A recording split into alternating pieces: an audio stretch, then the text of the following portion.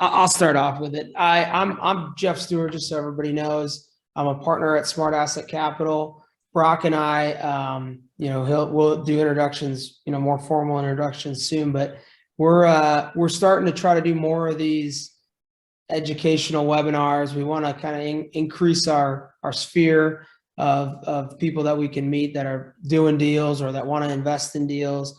And iron sharpens iron. So we came up with this idea for the capital clubs, kind of like a mastermind type thing. And this is the first. This is just one part of it. So this is the first of a three-part series. The first one is what is real estate syndication and how to structure deals, and the second one is going to be next week at the same time, how to find deals, and then the third one will be 2 weeks from now, how to raise capital. So by way of introduction, I think I already mentioned it. And as Brock said too, I'll just reiterate even one more time. I think we both said it, but we're pretty informal. We started a big meetup with Wisconsin Apartment Investors Group, which I think some of you guys that come to that meetup are on tonight. We like to do this to have fun, right? We like to talk real estate and meet new people that are also involved with real estate. We're trying to expand outside of just the, Wisconsin, southeastern Wisconsin area. And that's kind of the idea for this capital club thing. But we want to get more connected with folks that are doing what we're doing, or that want to be involved in investing in commercial real estate. So we're both partners at Smart Asset Capital. It's kind of a branch or division of Smart Asset Realty and Smart Asset Property Management Company. The management company has 3,000 units under management. They do third-party management. Adam is our other partner. He owns the management company and he's in the brokerage. He can't be with us right now because we just talked to him. He's in Mexico on a beach. So good for him. But anyways, so I'm a partner here. I've been investing in real estate for 7 or probably closer to 8 years now. Started with duplexes, kind of scaled up through smaller duplexes to mid-size multifamily, the 34-unit apartment building, and then stumbled upon this private equity syndication model. I joined a national group called Wheelbarrow Profits. I think some of you might know of them or have heard of them. Learned the process of raising money to tackle bigger deals. And since then, we started off in multifamily and, have gotten exposure to various asset classes as you'll see. And so we don't have necessarily just a specific niche.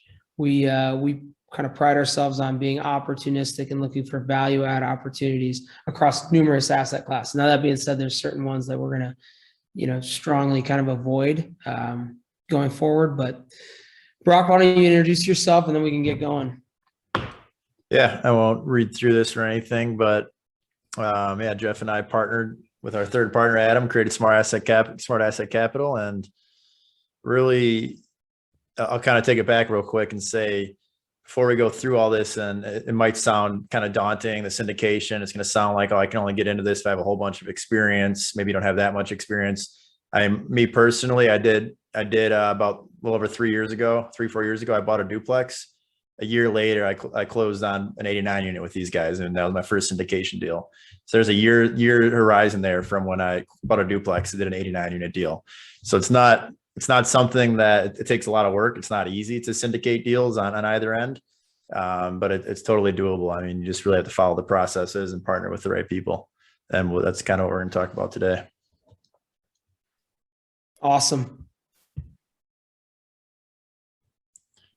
Here's kind of a quick look at our portfolio so far. So these are all syndicated deals we've done. And I mean, we each kind of have some other stuff we've done on the side, but this is the syndication deal. So we've gone through, as you can see, and we've done some small ones, we've done some bigger ones, and it's really we've learned a ton as we've gone through this syndication process and learned a lot about how to structure these deals and how the whole process works in general. So I think although it's not a massive portfolio at this time, we've gained some experience as far as on the syndication front. Yeah. And to be clear, I don't consider really any of these like big deals. Our biggest deal to date is around $5 million. You know, and I've always said to people too that, you know, I view real estate investing, you know, what I've done so far in 7 or 8 years as like an education, right? I've done some small kind of flips. I've done a lot of value add, small like duplex deals, kind of the exact same thing that we're doing at the Cudahy deal that you see right here, and even on the 89 unit apartment complex that we have, right? Just renovating, remodeling, and then raising the rents and raising the NOI of the property. But I mean, there's a long runway to go. We're dabbling in you know, many different asset classes, and really just trying to continue to refine and hone in on our strategy of being opportunistic and adding value to properties and increasing the value of the properties. But I would say, you know, none of these deals are, you know, this isn't the end game of what we're going for. We progressively keep, you know, kind of up in the ante and buying, you know, bigger and nicer deals. I'll go to the next slide. I'll get started with the educational part. Brock, you're going right on this one? Yeah. So quickly start with a high level description of what syndication is for those that aren't. I'm sure some are already familiar with what it is, but just to give some context, essentially, you know, high level syndication is just a massive partnership, massive creation of a partnership to go out and buy a real estate deal or any sort of deal. I mean, you could syndicate pretty much anything. I mean, and you can syndicate businesses, you can syndicate farms. I mean, I've heard of a lot of different things people are syndicating. In real estate, I mean, you know, obviously apartments, you know, mobile home parks, industrial, self-storage, retail. I mean, there's those asset classes that are common, but I'd say the biggest difference, you might be thinking like, what's the difference between that and a joint venture structure, right? So in a joint venture structure, JV deal, that's going to be all the equity generally is just going to be based off how much money you put into the deal. So if it's $100,000 in equity and you put in 25 grand, you own 25% of the deal. Where in comparison in a syndication deal, there's a GP LP structure, and we'll kind of talk more about what that means. But really what it means is that there's going to be, you know, it allows for different classes of shares. There's 2 different classes. There's Class A shares, Class B shares. And as the general partner, you're going to be doing all the work. You're going to sign your name on the loan, find the deal, do all of the work. As a limited partner, you're just going to put your money up and kind of sit back and watch the updates and collect cash flow. But the benefit of a GP is you're going to get some extra, you're going to get some fees, you're going to get some equity splits, you're going to get paid for all the work you do. But that's really the difference is in a syndication structured deal legally, right, is you're able to charge these fees, charge these equity splits. And that's really the biggest difference I would say between the common misconception is those are the differences. So yeah, you can go to the next slide. We'll dive into that a lot further. You know, really, I look at it as, you know, the portion of the deal that brings the deal and operates and manages the deal, and then the portion of the deal that brings the money. And so this slide is who's involved in syndications. As Brock was mentioning, you know, GP here called this, you know, sponsor, syndicator, and then the LP, basically the passive investors. So, you know, a GP is in charge of underwriting the deal, negotiating, getting a deal under contract, going through due diligence, arranging the financing, if you know, building a business plan for, you know, how they're going to, you know, go about tackling the strategy for the property, and then the exit strategy, and finding and raising capital for the deal, overseeing the property management company and asset management throughout the life of owning that asset, and doing investor relations. And we'll dive into each of these a little bit further. The limited partner really is going to evaluate the sponsor and syndicate the syndicator. They're going to evaluate the opportunity, and then essentially provide capital to secure the transaction, and basically collect distributions and monitor their own LP investment performance. And there's a lot of nice tools out there that can do that automatically, in software that they can use to track their own investment specifically or individually. So what are the benefits of syndication? Brock touched on this at the beginning. Really, it's, you know, pooling capital together and resources together to be able to take down, bigger deals, right? And economies of scale comes into play here. For a GP, someone that wants to go out and be the operator and sponsor the deal, you can scale your portfolio a lot quicker. I went, 3 or 4 years and had 7 units under management. I was managing it myself and working a full-time job, flying around the country, and it was like brain damage, and that's not a bad way to get started, but to be able to come together with partners and find investors that want to get good returns on their money that's backed by real estate, you could scale your own real estate portfolio so much quicker. You can leverage other people's money, so you don't have to put as much money out of pocket.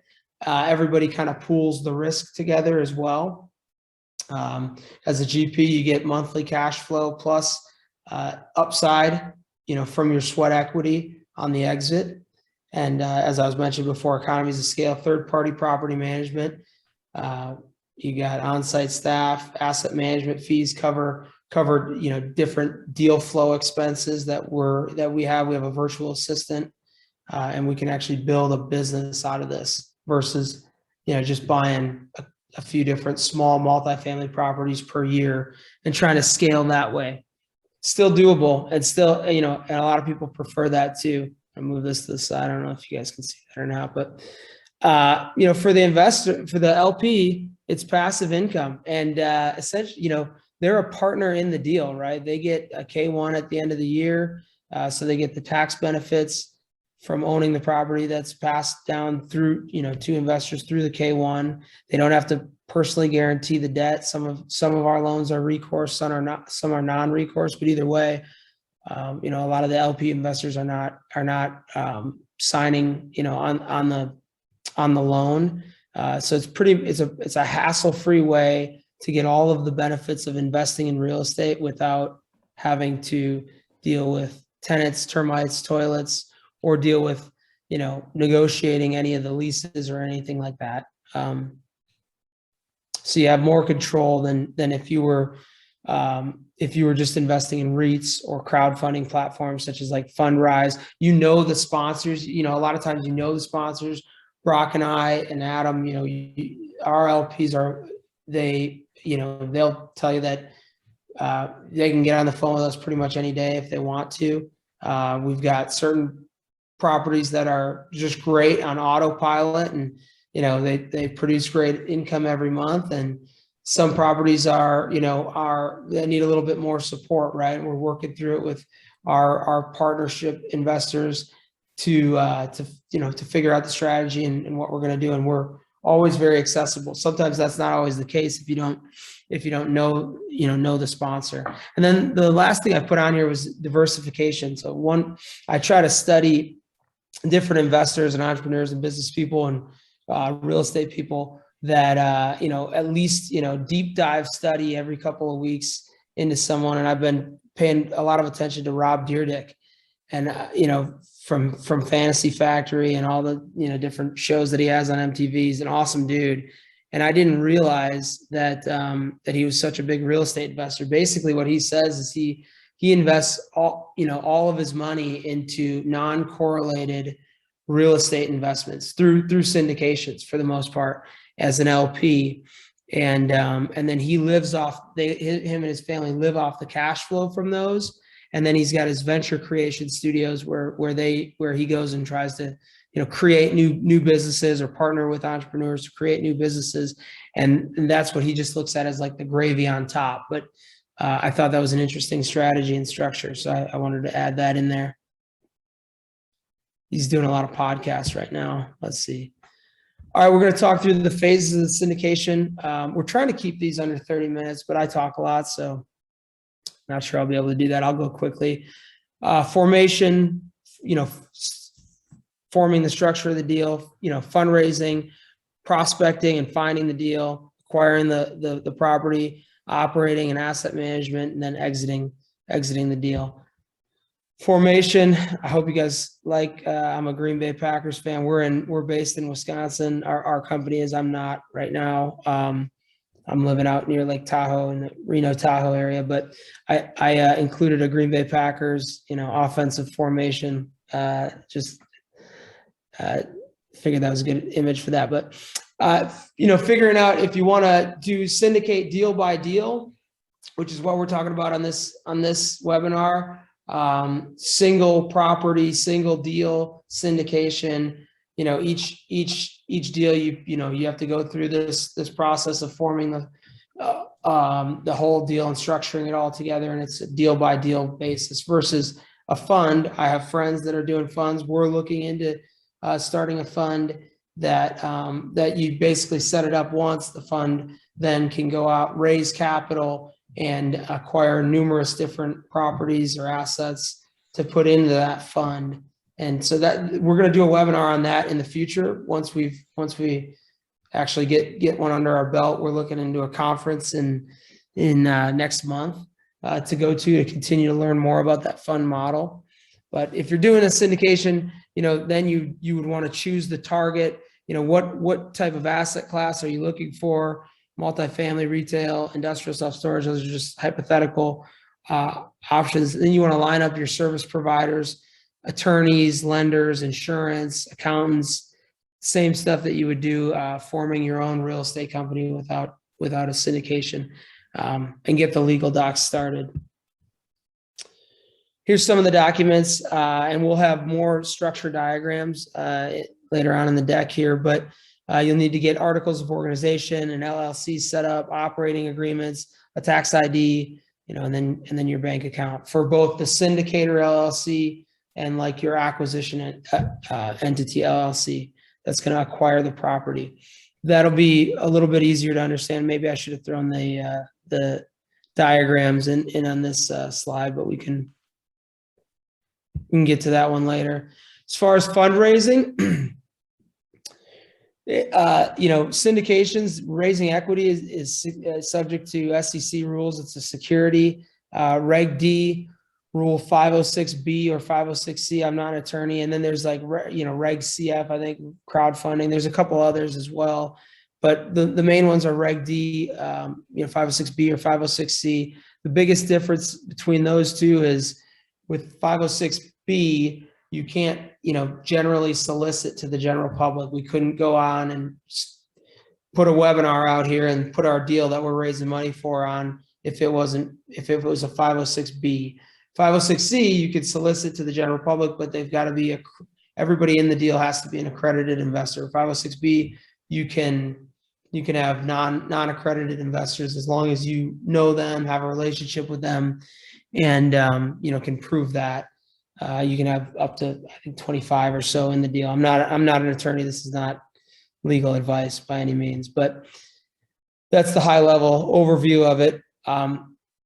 As far as marketing to find equity for your deals, right? Friends, business associates, relatives. That's kind of the most common one as you're starting out with syndicating deals. And you can do educational presentations. Again, if you know these people, it's great to set up a sort of an educational event, even just like this one, and having it be closed loop, right? We wanted to invite more and more people to this just to explain what we're doing, but we're not like pitching a deal on this one, right? And then the other part of the fundraising side, or the financing side, and we'll go into this in subsequent webinars in more detail. You have the equity, and then you have your loan, the debt. So try to understand, based on the property, deal by deal basis, how much leverage makes the most sense for whatever deal. What are the terms? Are you going to do a recourse or non-recourse, and have anyone personally guarantee the loan? And like I said, we'll go into a lot more detail on financing in either next week or the week after. Forgot I put that picture in there. But when you're prospecting, you've figured out, okay, what's going to be the strategy? What's my hypothesis for, I believe in, whatever, right?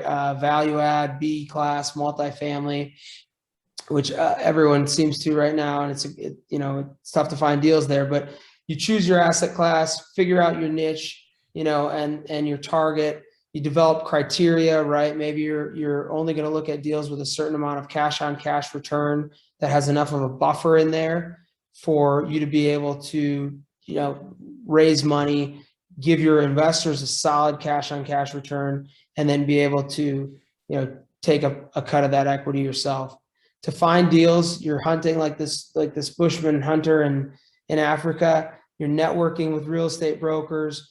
And then to find, potential off-market deals, you can do direct mail campaigns, cold calling owners, driving for dollars, and then cold calling the owners, joining a local meetup and networking. We highly recommend that. We've had a lot of great things come from the meetup that we started in Wisconsin. And networking with attorneys, financial planners, accountants, and pretty much anyone that you can find that owns the type of asset that you're looking to buy. I feel like I'm doing a lot of talking, Brock. Is there any questions or anything, or do you have anything you want to chime in with? No questions so far. Looks like, yeah, if anyone has questions, throw them in the chat box or Q&A box. But yeah, keep it rolling. Love it. So the acquisition stage, right? You're going to do a letter of intent to purchase. If you can work through that negotiation stage, then you're going to do a purchase and sale agreement. After you're under contract, you'll go into a thorough due diligence, and we'll go into, this is just a general overview. Like I said, we'll go into more detail on each of these phases in subsequent webinars. You'll get your debt lined up with the bank. Assign offer to acquisition entity is if you didn't put it under contract within that acquisition entity in the first place, you would do this. Contact prospective investors that you've been cultivating. Send this investment package, including your business plan, to those investors. If they are interested, you would send your private placement memorandum and subscription agreements to the investors, and then collect investor funds and close on the purchase. When operating a deal, you're going to be overseeing property management, ensuring that you have a tight control around how they're handling leasing, maintenance, collections, tenant relations. We are vertically integrated in that Adam owns the property management company, and we have a weekly meeting with the management company on Mondays where we talk through, any certain, we monitor collections and economic occupancy and physical occupancy to try to get ahead of any trends and understand what's happening at the property so that we have a tight handle on that. As far as asset management is considered, Brock does the big majority of this for us. That entails a lot of market research, a lot of data analysis and planning, strategic decisions that we try to make to try to boost the NOI of our properties and of our overall portfolio. And then monitoring the property value based on the NOI and the value that we've added to those properties, and LP investment returns, and then providing monthly and quarterly reporting and updates, distributions and K1s. I know Brock's in the thick of that right now. Thank goodness for you, buddy, because not my favorite thing to deal with. Business plan, you come up with what your strategy is going to be to improve. I mean, commercial real estate's valued on the net operating income, period, right? So that would be your gross income minus your operating expenses. The higher the NOI, the higher the property value. So if you can raise rents by adding additional services, I put some examples in there, or lowering expenses, I have examples there. And then at the bottom here, here's just a small or a quick example. $50,000 of NOI to an apartment building at a 6 cap equals an additional 800, almost $1 million in additional value that you've created by figuring out ways to reduce expenses and raise overall top line revenue. And then exit, marketing the property with a broker, hiring an attorney to review purchase and sale agreement, and ultimately selling the property, and then considering what you're going to do with your equity. Then are you going to 1031 it into another deal? DST is something that we're studying now, Delaware Statutory Trust. That's an option as well in the 1031 model, and then winding up acquisition entity LLC. So I was talking about the structure diagrams before. These both of these basically show the same thing, right? You have the property that you're going to acquire, the investment here. You got a managing member or the syndicator sponsor, and then your other members, your LP investors have their own, either can invest through an LLC themselves or personally, and you come together to form an acquisition entity LLC to make the investment. Here's another comprehensive diagram here. This example is based on a $1 million purchase price and an 80-20 split. So the services, as we mentioned before, find investment, negotiate and enter into a purchase and sale contract, assign the PSA to the acquisition entity, raise the money from investors, and then manage the overall investment. And for that, the syndicator or GP, will get 20%, whether it's 80-20 or 70-30 or 60-40, based on the deal and how the numbers shake out. And then the lender comes in here with the loan, the debt piece of that.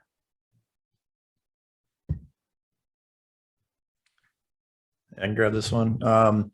So yes, for those of you on the call that are thinking that you want to, be active in these deals and take the general partner role, this is an example of what sort of fees and equity splits you could stand to make as a GP. So these are really these numbers can change a ton. I mean, these deals can literally be structured, 100 different ways, but this is a common fee you might see, and also equity split. So acquisition fee, these are three of the most common charges you're going to see on the GP side. So acquisition fee, generally 2% of the purchase price. Asset management fee, 2% of the top line rental income. And asset management fee is kind of a fee you can charge for all of the asset management duties that come along with doing these deals, as Jeff kind of listed those out. And then the GP equity split, that's where the biggest dollar amount is going to be. That can be, in this example, we're using 20%, could be 30%, could be up to 50% sometimes. And what that really means is, like, high level, $1 in profit comes in, 80 cents is going to go to the LP bucket, 20 cents is going to go to the GP bucket, whether that profit be from cash flow, from a refinance, from a sale, whatever it be, that's how it gets split. So these are really the three most important ones you need to look at. And again, can vary on amounts for each one. And a quick example here. So just to put it into context, let's say you're working on a $10 million deal, an acquisition fee of 2%, it's 200 grand, 2% asset management fee, that comes out to about 20 grand a year. The equity split of 20%, as far as net equity at closing, would be about 580 grand. So if you look at that, you're at 780 grand. And let's just say you double that money over whatever, 5 to 10 years, that's over 1.5 million. So again, just really high level numbers, but this kind of puts it into context. I know 10 million is a pretty big deal, but this really puts it into context. I mean, that's not saying you're putting any money into the deal. I mean, that's just what you're making for doing all the work. Not easy to do again, but it really puts into context kind of what you can stand to make through following through on these deals. So on the other side, here's the LP side of it, what it's going to look like. So this is a real high level example of this chart in here, mostly highlighting the depreciation benefits.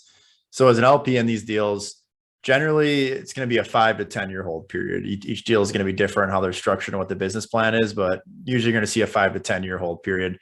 And through that time, you're going to collect cash flow pro rata based on what you put into the deal and how it's structured.